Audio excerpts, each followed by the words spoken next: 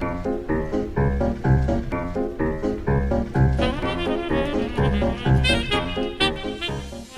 there, hi again.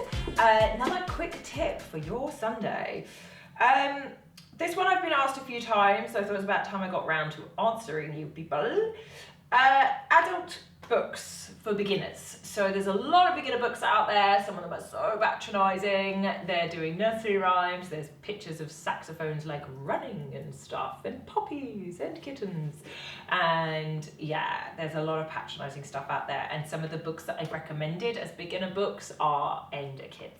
So I found some that I like. I've done a bit of research and found some that I like for adults. So the first one is called Learn to Play Sax, and it's by OLLIE WESTON, and I will put a link in the description box to where you can get that on Amazon.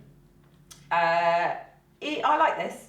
It focuses on both disciplines, and this is something I should mention now. If you mainly learn via YouTube, I think you want to be careful that you're not missing out the whole reading music bit. Yes, you can have a lot of fun, and being able to play by ear is so important, but actually you're leaving a big gap in your education and your journey if you don't read music.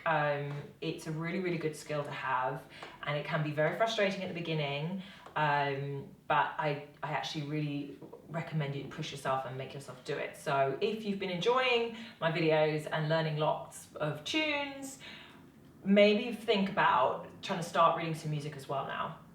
So this chap I like because firstly, it comes with a CD, which I think is really important to force yourself to keep a sense of pulse. When you first start reading music, you get really obsessed with just getting the right notes, and actually your sense of pulse goes all over the place because you're going, is that a C? Yeah, it's a C. And then that's a A. And there's a delay on everything and hesitation. So having a CD there is great. And then he also starts touching a little bit on improvisation, which I think is not a bad thing in the beginning stages as well. Which leads me to the other one that I like, Creative Saxophone.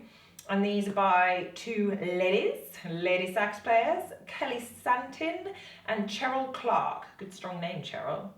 Insider information there. My real name is CHERYL. Who'd have thunk it, eh? I don't see that name. Anyway, similar sort of vibe. They're not patronising. They start a little bit of jazz and improvisation, and they make it very accessible but not patronising. So I like those as well. I do think it's worth having a couple of books just so that you're working through more than one thing and you feel a really good sense of achievement.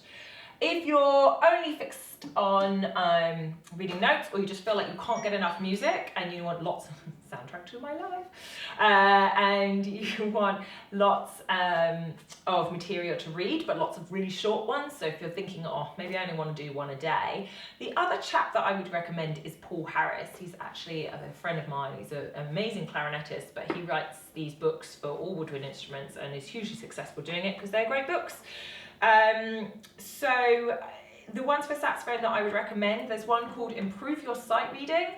Again, links in the description box, and that just breaks it down into nice stages, and you can even give yourself little marks, or your teacher can give you marks. So if you're very goal driven and you like watching your progress, then that's a great one for you.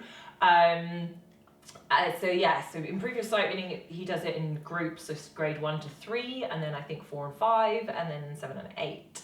So they're really good books to have.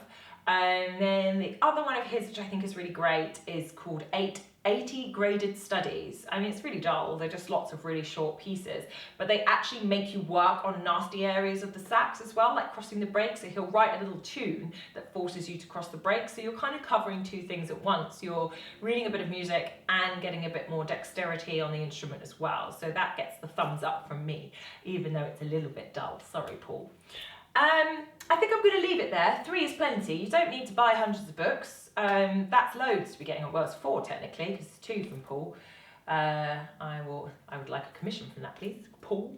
So yeah, I think that's enough for now. Hopefully that was helpful for you. Please give it a thumbs up if it was. If anyone has any other suggestions, oh, I've been using this book and it's brilliant, make sure I know about it. Comment in the comments box. I love hearing from you. The rest of the saxophone community loves hearing from you. I've started having saxophonists chat to each other through the channel, which is just fabulous. That's what we're all about here. So do leave a comment. If this was useful, like it, subscribe, follow me on Instagram and Snapface and all of those things, and see you again soon. This was not that quick in the end, but I tried. Bye. So I am serious about this subscribing thing. Hit that button. Do it. Do it, or I'll drop the sax. I will. I'll do it.